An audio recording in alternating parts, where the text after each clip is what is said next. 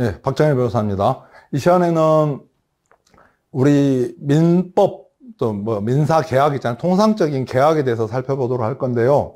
보통 민사소송에서는 주장 책임, 입증 책임 이런 말들 많이 나오거든요. 요 개념과 관련해서 좀 살펴보고, 그 입증과 관련해서는 보통 여러분들이 많이 쓰는 공증을 한다는 말 있잖아요. 또 내용 증명을 보낸다는 말들이 어떤 의미인지 좀 살펴보도록 하겠습니다. 그 다음에 계약을 했다가 계약을 내가 그냥 취소하고 싶어요. 해지하고 싶을 때 그 계약금을 반환받을 수 있는지, 특히 가계약금 같은 경우 있잖아요. 계약서 정식으로 체결하지 않는 경우 이 가계약금을 받을 수 있는지 여부, 그다음에 그 신의측상 고지 의무라고 하는 게 있거든요. 이 부분까지 이제 살펴보도록 하겠습니다. 이 시간에는. 자, 질문 보시면 1층 약국에 대해서 권리금 계약을 체결했는데 계약금만 지급하고 나서 봤더니 2층에 있는 의원이 이전을 할 계획이라고 하는 거예요. 이 경우에 나는 어떤 조치를 취할 수 있을까요? 이런 거예요. 네. 자, 입증 책임이라고 하는 것이 뭐냐? 일단 어려운 말로 한번 봐볼까요? 그 소송에서 어떤 사실이 있는지 없는지 확정되지 않는 거예요. 그 사실이 입증이 되었는지 안 됐는지 모르는 경우 있잖아요. 이렇게 애매한 경우에는 입증이 안 된 것으로 봐버리는 거예요. 그래서 그 이혼 부담을 말하는 겁니다.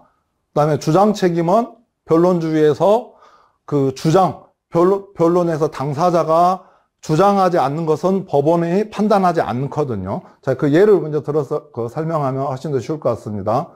자, 제가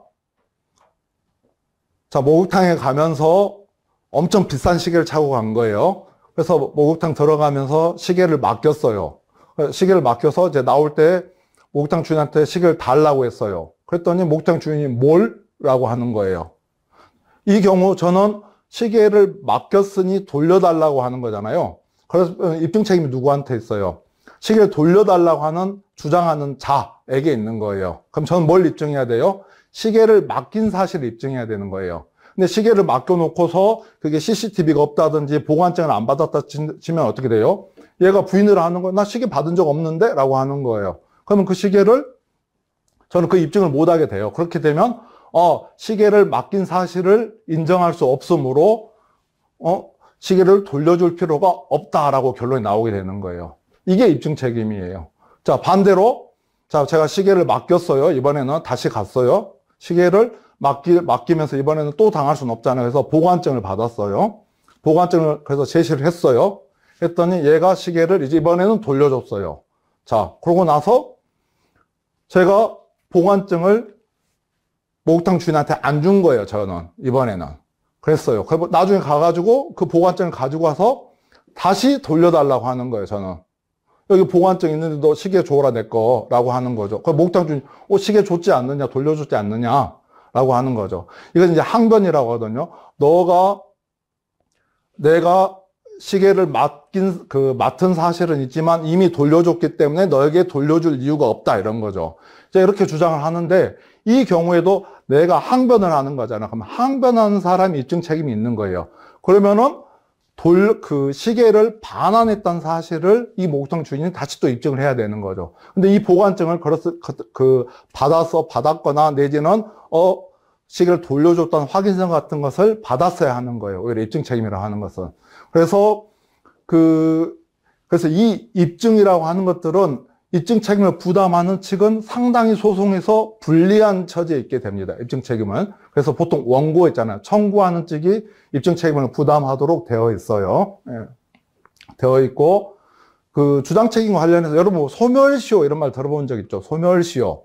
소멸시효라고 하는 것들은 소멸시효가 몇 년 동안 그 권리를 청구하지 않는 거예요. 예컨대 물품 대금, 이런 것들 3년이다 치자고요. 그러면 3년 동안 청구하지 않았어요. 그러다가 한참 지나서 5년 지나고 나서 그 물품 대금을 청구를 해요. 그 경우는, 소멸시효가 완성됐습니다. 라고 이 주장을 해야 되는 거예요. 피고가. 근데 주장을 안 한 경우에는 법원이 자기들 이게 객관적으로는 딱 지났지만 주장 안 하면 판단을 안 하는 게 그게 주장 책임이라는 겁니다. 예, 이런 것들이고요. 예. 아무래도 그래서 이런 입증과 관련해서 그래서 여러분들이 이제 많이 들어본 개념이 공증이에요. 공증이라고 하는 것은 뭐냐면 일정한 거래 관계 있잖아요. 계약을 체결한 이런 거래 관계에서 증거를 보존하고 권리 실행을 용이할 수 있게 하도록 특정 사실이나 법률 관계 전부를 증명해 주는 제도예요. 그래서 여러분 뭐 사실 확인서, 뭐 각서 뭐 이런 거 있잖아요. 차용증 뭐 이 정도 수준 있잖아요. 이런 것들 가가지고서 공증을 받는다고 하는 거 있잖아요. 이런 것들은 이제 사서증서라고 해요. 이것은 뭐냐면은 이 당사자 누구 있잖아요. 박정일이 작성한 사실 확인서가 박정일이 본인이 서명 날인한 것이라는 것을 확인을 시켜주는 거예요. 그래서 박정일이 나중에 내가 내 사인이 아닌데요 라고 우기는 식 있잖아요. 이런 것들을 허용하지 않는다는 않는다는 것입니다. 예.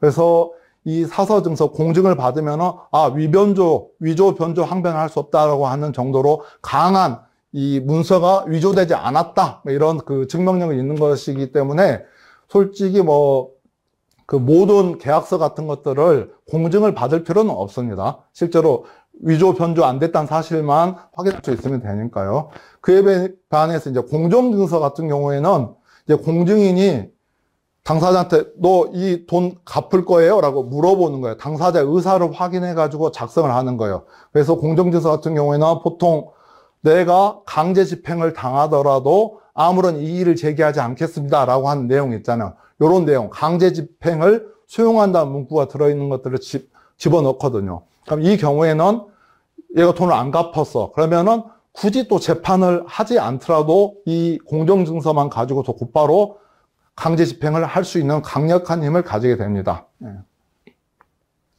다음으로는 이제 내용 증명 있잖아요.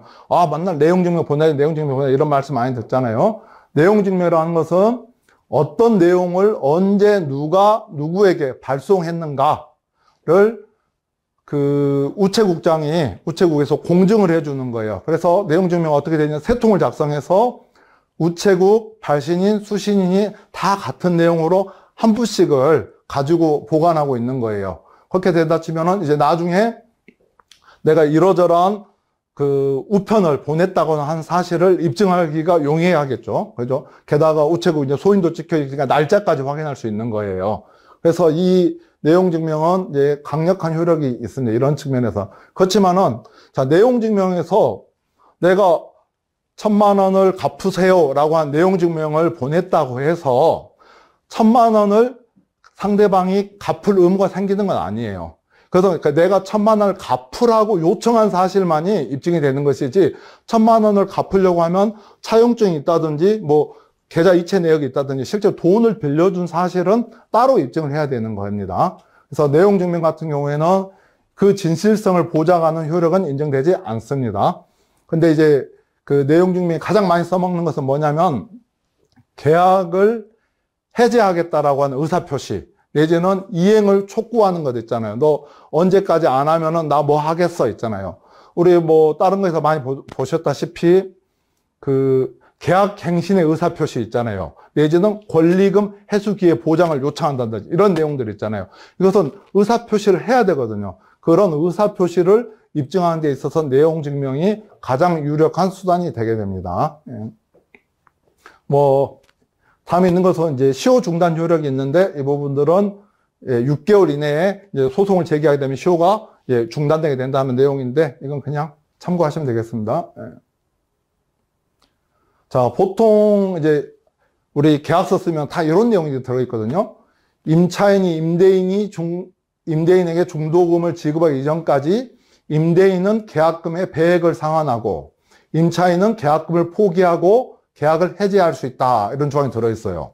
자, 이렇게 되어 있으면 이 계약금을 어떻게 볼 것이냐 있었을 때 통상적으로는 일단 그런 계약이 성립했다라고 하는 증거하는 돈으로 보는 거예요. 증약금으로 봐요. 그냥 계약서가 있는 데다가 돈도 한쪽으로 이렇게 왔어요. 그럼 저 두 사람 이 계약이 진정으로 성립됐구나, 두 사람 의사에 성립됐구나라고 하는 그 증거로서의 역할들을 하는 것이고요. 이건 가장 기본적인 효력이고, 두 번째는 해약금이에요. 그러면은 해약금은 뭐냐면은 내가 그냥 일방적으로 계약을 하기로 했어요. 했는데 사정 변경이 생기거나 또 심경의 변화, 단순 변심, 마음이 바뀐 거예요. 그런 경우에 계약을 다 이행하는 것보다는 지금이라도 그냥 포기해버리는 게 나을 수도 있는 거잖아요. 예컨대 뭐 아파트를 내가 계약을 했어요. 뭐 10억짜리를 1억 주고 계약을 했는데 아파트가 갑자기 5억짜리 더 싸고 좋은 조건의 아파트가 나타났어요. 그럼 여기서 1억을 버리더라도 5억짜리 계약한 게 저한테 이익이잖아요. 그런 경우는 저희가 해약할 수 있는 거예요. 반대로 매도인 같은 경우는 어때요? 10억에 계약을 했고 1억을 받았어요. 근데 누가 15억에 사겠다는 사람이 나타났어요. 그러면은 이 1억 받은 거에다 100, 2억 돌려주고 15억에 파는 게 이익일 수 있는 거잖아요. 그래서 이 경우에 실제로 임의대로 내가 계약을 해제할 수 있는 권리, 그 돈을 포기하거나 계획을 상환하면은 계약을 자유롭게 당사자가 해제할 수 있는 권리라고 보고 있습니다. 그걸 해약금으로서 기능을 하고 있다고 보는 거고요. 그 다음에 이제 또 보통 이제 많이 이제 포함되어 있는 조항이 뭐냐면 이제 채무 불이행을 한 경우 계약을 해제할 수 있는데 계약을 해제하고 나면 손해배상을 청구할 수 있잖아요. 그때 손해배상을 청구할 수 있는데 이 계약금 있잖아요. 10억 중에 1억. 이 1억을 손해배상을 기준으로 본다라고 하는 이런 조항이 있는 경우에는 이것을 이제 위약금으로 보는 거예요. 예컨대 뭐 그거죠. 내가 1억, 10억 중도금 이렇게 지급하기로 했는데 1억만 주고 1억 하고 중도금 5억 지급 안 하는 거예요. 날짜가 다 되도록. 지급 안 하면은 너 채무 불이행했잖아요. 그러면 계약을 해제하겠어 통지를 하는 거죠. 그러면은 그 경우에는 이 1억을 손해배상의 기준으로 봐서 이 1억을 손해배상 금액으로 이제 몰취할 수 있다. 이런 취지로 이해하시면 되겠습니다. 근데 이제 손해배상 예정으로 이제 보는 경우, 이제 위약금은 손해배상 예정으로 보거든요. 근데 민법에서는 손해배상 예정을 할 수 있는데 이 금액이 부당히 과다한 경우에는 법원이 적당히 감액할 수 있다. 이렇게 규정을 두고 있어요. 그래서 부당히 과다한 경우, 이게 참 이제 어려운 말이잖아요. 이것도 역시 이제 구체적인 사안마다 다를 수가 있는 겁니다. 구체적인 사안마다 다를 수가 있어요. 우리가 통상적으로는 뭐 권리금 계약을 했는데, 한 10% 정도 계약금을 지급했다 치면은 그것만으로는 실제로 과다하다고 보기는 어려울 거예요. 근데 계약금을 한 50%를 예컨대 지급을 했어요. 뭐 이런 경우라 치면 통상적인 비해서 너무 많이 지급한 경우잖아요. 이런 경우에는 좀 과다하다고 볼 수 있을 것입니다. 예. 그래서 우리가 이런 경우 있잖아요. 월세 계약하고 전세 계약이 두 개가 있을 수 있는데, 자, 전세로 하면은 10억이에요. 근데 전세로 하면 10억에 1억을 줘요. 근데 이것을 했더니 전세로 했더니 1억에 예컨대 1,000만 원. 월세 1,000만 원을 계약을 했어요. 그러면은 10억짜리 계약 같은 경우에는 전세 계약에서는 같은 내용의 만약 계약을 치고요. 계약금 1억이나 걸었던 거잖아요. 근데 보증금 플러스 월세 계약인 경우는 1억이니까 1,000만 원밖에 안 걸었잖아요. 근데 이 두 개 실제로는 임대인한테 얻을 수 있는 이익은 둘 다 같은데 단지 보증금이 큰 계약 같은 경우에는 계약금이 10배나 돼버리게 되잖아요. 이런 경우에는 좀 과다하다고 볼 수 있는 여지가 있는 것 같습니다. 이 부분은 이제 구체적으로 나중에 소송 판례를 통해서 좀 더 확립될 것 같습니다. 가계약금이라고 하는 말도 좀 쓰잖아요. 그게 뭐냐면은 정식 계약서를 작성하기 전에 부동산 중개업자가 막 꼬시는 거죠. 임차인한테 약선 여기 요 자리 다 줄을 서 있습니다. 빨리 돈 얼마라도 입금 안 하면은 약사님 이 자리 놓칠 거예요 하면서 막 이렇게 다급하게 요청을 하죠. 그러면 급한 마음에 가계약금을 해가지고 양도인한테 내지는 임대인한테 보증금의 일부 내지는 권리금의 일부를 그냥 쏴주는 경우가 있단 말이에요. 그래서 가계약금 이런 명목으로요. 자, 이런 경우에 이제 이 가계약금을 돌려받을 수 있냐 없냐 있잖아요. 원래 위에 들어가면 이게 만약에 계약금으로 보게 된다 치면 어때요? 계약금이게 되면은 내가 돌려달라고 할 수 있는 이유가 없는 거잖아요. 계약을 안 하게 되면 내가 이걸 돈을 포기해야 되는 거잖아요. 그래서 요 경우에 이제 가계약금을 계약금으로 봐버리게 되면은 매수인 내지는 양수인 입장에서는 돌려받기가 상당히 어려워요. 그래서 이 계약금이 정식 계약, 이 가계약금이 정식 계약금이 아닌 것처럼 돼야 돼요. 아니어야 되는 거예요. 그래서 자, 법원에서 어떻게 보냐면 계약이라고 하는 것은 당사자의 의사합치가 있어야 되는 거잖아요. 그러니까 의사합치가 있어야 되는데, 자, 물건을 점포를 매매하는 계약이면은 어떤 점포를 얼마에 언제 판다라고 하는 내용이 있잖아요. 요런 내용은 정해져 있어야 되는 거잖아요. 이게 매매 계약에서 가장 본질적인 요소이지 않겠습니까? 이런 내용, 이런 본질적인 요소인데, 이런 부분들이 대강의 합의가 이루어졌다 치면은, 비록 합의서, 계약서가 작성되어 있지 않더라도 계약은 성립됐다고 보는 거예요. 그런데 계약을 했는데 매매 대금을 대략만 정해 놓은 거예요. 한 5억에서 7억 뭐 이런 식으로 정해 놓는다든지, 잔금 지급일자 또는 계약 체결일자도 두리뭉실하게 정해 놓은 식이 있잖아요. 그런 경우에는 계약이 구체적인 합의가 있다고 보기 어렵지 않느냐, 이런 경우에는 계약이 아직은 성립하지 않았다고 보는 거예요. 그래서 이 경우에는 그 가계약금은 계약금으로 볼 수가 없게 되는 거죠. 자, 그래서 이 경우에는 계약이 성립하지 않았기 때문에 그 가계약금은 정식 계약을 체결하기 전에는 나 그냥 안 할래 라고 하면은 반환을 받을 수가 있는 거예요. 그렇지만 계약 내용이 이미 성립했고 그건 계약금으로 볼 수밖에 없다라고 되게 되면은 그냥 단순 변심 가지고서는 이 가계약금을 반환받을 수 없게 됩니다. 네. 자, 우리 민법에는 신의성실 원칙이라고 하는 게 있어요. 신의성실. 신의를 가지고 성실하게 계약은 이행해야 된다는 거예요. 그래서 어떤 권리를 행사하거나 의무를 이행하면서도 상대방의 신의를 지켜야 된다라고 하는 이런 규정이 있는데요. 그 대표적인 예로 드는 것들이 뭐냐면은 퇴직금을 아무런 이의를 제기하지 않아요. 너 이제 그만둬라 했던 퇴직금을 그냥 아무런 이의를 제기하지 않고 퇴직금을 그냥 수령하고 잘 나와놓고서 갑자기 이건 부당해고예요 라고 다투는 식이 있잖아요. 이런 거라든지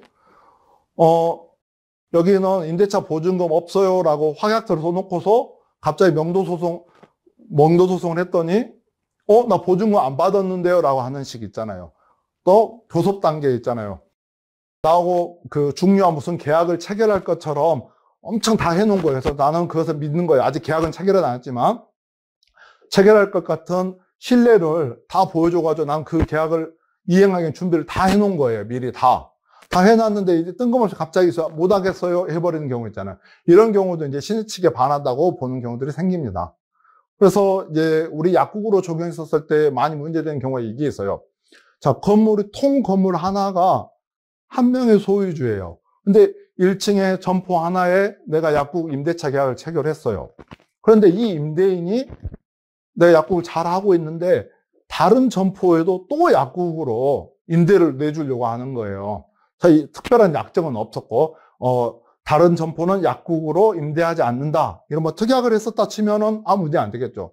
근데 이런 경우에 과연 건물주는 이 약국으로 임차한 약사의 이런 독점권 있잖아요. 독점적으로 영업할 수 있는 권리를 신의칙상 보호해줄 의무가 있느냐, 이런 것들 문제가 될 수가 있어요. 여러분 생각 어떠세요? 예. 이 부분도 실제로는 여러 가지 문제가 되고 있는데 좀 명확하게 좀 판례로 정립은 안 됐습니다. 예. 네, 제 생각으로는 될 것도 같고 안 될 것도 같아요. 예. 그래서 신의칙상 이제 고지의무를 한번 봐볼까요? 이건 뭐냐면은 거래 관계에 있어서 내가 그런 사정을 알았다면 그 계약을 체결 안 했을 거야 라고 하는 거 있잖아요. 그런 식의 중요한 내용 있잖아요. 그런 중요한 사실이 있다 치면은 그것은 고지할 의무가 있다는 거예요. 그래서 그런 예로 들 수 있는 게 아파트를 분양하는 회사가 아파트 단지 바로 근처에 공동묘지 내지는 화장장 이런 게 설치가 된다는 사실을 알았다 치면은 여러분 알았으면 여러분 입장에서는 그냥 그 가격에 분양계약을 체결했겠어요? 안 했을 수 있잖아요. 그런 건 아주 중요한 사실이잖아요. 공동묘지 조성 사실 이런 것들은 고지를 해줬어야 된다는 거예요.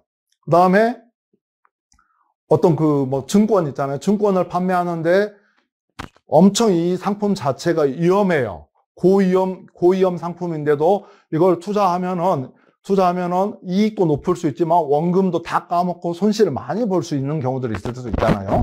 이 경우에도 이것은 이러저러하게 수익률도 보장되지만 손해도 이만큼 볼 수 있다라고 하는 부분이 있잖아. 이 부분에서 그 설명할 의무가 있다라고 법원에서 본 사례가 있습니다. 그다음에 임상시험하는 의약품 같은 경우 있잖아요. 임상시험 의약품 같은 경우도 이 약 먹으면은 이러저러한 효능이 있다는 것만 강조할 게 아니라 부작용이 있잖아요. 이러저러하게 부작용이 있을 수 있다라고 하는 것들을 설명을 해서 이 시험에 참가하는 사람이 약을 복용할지 말지 있잖아요. 의사결정을 하는 데 있어서 그 중요한 상황이기 때문에 고지할 의무가 있다고 보고 있습니다. 예. 그래서 이 고지 의무 같은 경우에는 근데 아까 그 공동묘지 같은 경우 있잖아요. 이런 게 뭐 신문에 다 나오고 누구나 다 알고 있었던 사실이 있거나 또는 얼마든지 알 수 있었던 사실이 있잖아요. 이런 경우에는 굳이 고지할 의무가 없다고 봐요. 예. 그래서 그렇지만은 이제 알 수 없던 경우 당연히 고지 의무가 인정이 되겠죠. 이 고지 의무를 위반한 경우에는 이것은 기망이요. 사기예요. 사기. 형사적으로 사기죄로 처벌될 수도 있어요. 기망행위에 해당하니까 이 속은 사람은 그 기망을 이유로 계약을 취소할 수 있습니다. 취소해서 분양대금을 반환을 구하거나 아니면은 손해배상만을 청구할 수도 있습니다. 예. 자, 약국 같은 경우에 어때요? 경쟁 약국이 권리금 계약을 체결했어요. 근데 몇 달 있다 보니까는 나는 1층에 내 약국 혼자만 있는 줄 알고 계약을 했는데 떡하니 2층에 다른 약국이 입점을 해버리는 거예요. 또 반대로 의원이 쭈루루 한 3개 있어가지고 그 정도 권리금 계약을 체결했는데 갑자기 핵심적인 소아과가 이전을 해버리는 거예요. 얼마 안 있다가. 이런 경우도 있잖아요. 이런 경우들이 있는데 그런 사실 있잖아요. 경쟁 약국이 입점한다는 사실 내지는 같은 건물에 있는 의료기관이 이전한다는 사실 있잖아요. 이것을 알았다 치면은 권리금 계약을 체결함에 있어서 양수인이 그 가격에 체결하지는 않았을 거잖아요. 최소한 아예 계약을 체결하지 않았거나 그 정도의 권리금을 지급하지 않았을 거라는 거죠. 예. 그래서 이것들은 고지 의무 대상이 된다고 봐야 될 것입니다. 근데 이제 여기에서 이제 입증 책임이 이제 문제가 되는 거죠. 그렇다 치면은 뭘 해야 되냐면 경쟁 약국 입점이라든지 의료기관이 이전할 계획이 있다는 사실을 양도인이 알았다는 점이 있잖아요. 얘가 알면서도 나한테 안 알려준 사실 있잖아요. 그리고 나는 몰랐다라고 하는 사실이 있죠. 이 부분들을 입증해야 되는 것들이 이제 어려움이 있게 됩니다. 그렇기 때문에 실제로 계약서에서는 권리금 계약을 체결함에 있어서는 이거 알았다는 거 입증하는 거 너무 어렵잖아요, 사실. 몰랐다고 부인해버리고 그렇다 치면은 결국 저도 이제 상담을 해보고 소송을 해보게 되면은 결국 의료기관 이전 같은 경우에는 그 의사 있잖아요. 의사가 뭐라고 진술을 해준 수밖에 없어요. 나는 권리금 계약 체결하기 이전부터 이 아래층의 종전 약사한테 의원을 이전할 계획이라는 것을 알려줬습니다. 라고 하는 이런 확인서를 받아야 되거든요. 근데 그걸 누가 써주겠어요, 사실. 친하지도 않을 텐데. 나는 이제 막 들어갔는데. 게다가 이전해버린 의사가 왜 날 위해서 그런 진술을 해주겠어요? 해줄 리도 없잖아요. 그래서 이런 부분 입증 책임이 문제가 되기 때문에 실제로 권리금 계약서에는 특이하게 의료기관이 이전한 경우에는 권리금의 뭐 전부 내지는 일부를 반환하도록 규정을 할 필요가 있고 경쟁약국 입점한 경우에도 권리금을 반환한다. 뭐 어떻게 한다라는 내용이 있잖아요. 이런 것들을 미리 다 규정을 해놓게 되면 돼요. 그게 약사님들이 손해를 안 볼 수 있는 방법이 됩니다. 예. 자, 그래서 자, 문제와 관련해서는 자, 의원 이전 계획은 당연히 신익식상 고지 의무 대상이 되고 이 입증을 해야 되는 건데 어렵기 때문에 계약 해제라든지 손해배상 예정 같은 것들 미리 규정하는 것이 낫다는 거죠. 예. 그다음에 이런 경우에는 두 가지 다 가능해요. 아예 권리금 계약을 아예 해제해버리고 다시 다 원상회복 하는 식 있잖아요. 상호간에 권리금 다 돌려줘를 할 수도 있고 일부만 이전한 경우는 손해배상은 또 청구할 수도 있고 이게 둘 다 가능합니다. 예. 근데 여기 같은 경우는 어때요? 사안 자체가 일단 계약금밖에 안 줬었잖아요. 계약금밖에 안 준 상황이라 치면은 이 경우에는 빨리 아예 손절하는 식 있잖아요. 그냥 계약금만 포기하는 것도 가능한 선택 옵션이 될 것 같습니다. 예, 시간이 좀 남아서요. 아까 했었던 부분 잠깐 살펴보도록 하겠습니다. 손해배상과 관련해서 약화사고가 발생했었을 때, 약화사고가 발생하게 되면 기본적으로 약사님들 같은 경우에는 내가 고의로 뭐 약화사고를 일으킬 리는 없잖아요. 실수를 하는 경우잖아요. 실수를 했던 경우에는 손해배상을 책임을 지는데, 손해는 어떻게 배상하냐? 그 배상의 범위는 그 손해예요. 그래서 약사의 과실로 인해서 발생한 손해만을 배상하는 것이 원칙이에요. 그 손해는 재산상 손해 있잖아요. 재산상 손해도 있을 뿐더러 이제 정신상의 고통 있잖아요. 이걸 위자료로 표현하거든요. 위자료, 이 두 가지로 구성이 돼요. 재산상 손해는 뭐 적극적 손해, 실제로 부작용이 발생한 그 치료비 있잖아요. 치료비 같은 것도 적극적 손해가 될 것이고, 소극적 손해, 얘가 병원에 입원해가지고 일을 못함으로 인해서 그 근로소득 같은 거 없어질 수 있잖아요. 이게 소극적 손해, 그 다음 위자료 이렇게 구성을 하게 됩니다. 그 다음에 약화사고가 나게 되면은 중대한 경우에는 형사처벌을 받을 수 있고요. 업무상 과실 치사죄, 치상죄로 처벌받을 수 있습니다. 공동불법행위가 있어요. 의사가 처방을 잘못했는데 약사가 그냥 주의 의무를 다하지 않아가지고 잘못된 처방대로 약을 조제해가지고 환자에게 피해가 발생한 경우 있잖아요. 이 경우에는 의사, 약사 둘 다 책임을 부담하게 되는 거예요. 환자 입장에서는 의사랑 약사 두 명 다에게 손해배상을 연대해서 배상하라고 청구할 수 있습니다. 게다가 사용자 배상 책임도 있어요. 그래서 약국 개설자는 실제로 그 과실에 관여하지 않았지만 자기 근무약사가 과실을 했었지만은 환자 입장에서는 근무약사는 자력이 부족할 수 있잖아요. 돈이 별로 없을 수 있다면 피해가 크는데, 그 경우에는 사용자인 약국 개설자도 그 손해배상 책임을 부담하라고 요청할 수 있습니다. 이 경우 약국 개설자는 환자한테는 배상을 해주고 나중에 근무약사한테 구상권, 다시 네가 잘못해 내가 손해배상했으니 너가 다시 물어내라 라고 하는 청구가 가능합니다. 몇 가지 약화사고 하나만 더 보시면 부작용 있잖아요. 부작용. 약을 내가 아무 과실이 없어요. 나는 의사가 처방한 대로 조제를 해줬고 또 그게 허가 용법 용량도 다 맞아요. 그럼에도 불구하고 의약품이라고 하는 게 부작용이 발생할 수 있는 거잖아요. 자, 이 경우에 부작용에 대해서도 배상을 해야 되는가에 대해서 살펴보면 이렇게 정리하시면 돼요. 다른 대체 성분이 없고, 이게 누가 보더라도 그게 최선이었고, 또 내지는 다양한 선택의 영역이 있다 쳐요. A약, B약, C약이 있는데, 이게 재량이 범위 내에 있는 정도였다 친다 치면은 부작용이 발생했다는 이유만으로 책임을 부담하지는 않습니다. 근데 분명히 통상적인 의사 약사라면 그 약을 처방 조제하지 않았을 것임에도 불구하고 굳이 부작용이 심각하게 발생할 수 있는 약을 처방했고 조제를 한 경우 있잖아요. 이 경우에 한해서 부작용 발생에 대해서 책임을 부담하게 된다는 것입니다. 네, 이상입니다.